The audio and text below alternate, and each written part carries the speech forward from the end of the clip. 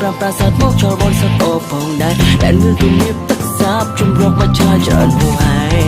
ដំណាំមិនឡាយពឹងគូថ្មដាប្រាសាទអង្គរធ្វើដល់ចូលដំណាំមកធ្វើដល់ឈាមអ្នកស៊ូយ៉ាងថ្លៃថ្លាយើងសប្បាយយងរំភើបយងអស្ចារ្យបានកើតមកជាកូនខ្មែរស្នាមញញឹមក្នុងចិត្តចេញពីបេះដូងខ្មែរត្រូវមើលថែមរតងពីដូនតារំបាយ័នចំណាំងធ្វើអបសារៈគេថ្លៃថ្លាបងសល់ឲ្យខ្មែរទ្រង់រង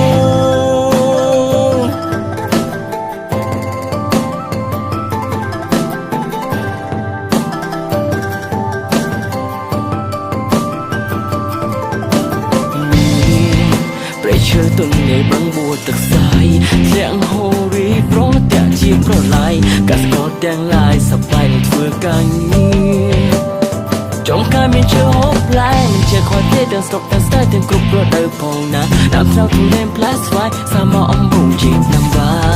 បែបឆ្ងាញ់អស្ចារ្យមានលើដីខ្មែរប្រាសាទអង្គរត្រូវបានជួលដំណាំមកធ្វើដល់ឈាមអ្នកស៊ូយ៉ាងថ្លៃថ្លាយើងសប្បាយយងពើបយើងអស្ចារ្យបានកើតមកជាកូនខ្មែរស្នាមញញឹមក្នុងចិត្តចេញពីបេះដូងខ្មែរត្រូវមើលថែមរតងពីដូនតារំបាយ័នចំណាំងធ្វើអបសារៈគេថ្លៃថ្លាបនសល់ឲ្យខ្មែរស្នាមញញឹមក្នុងចិត្តចេញពីបេះដូងខ្មែរត្រូវមើលថែមរតងពីដូនតារំបាយ័នចំណាំងធ្វើអបសារៈគេថ្លៃថ្លាបនសល់ឲ្យខ្មែរទ្រង់រង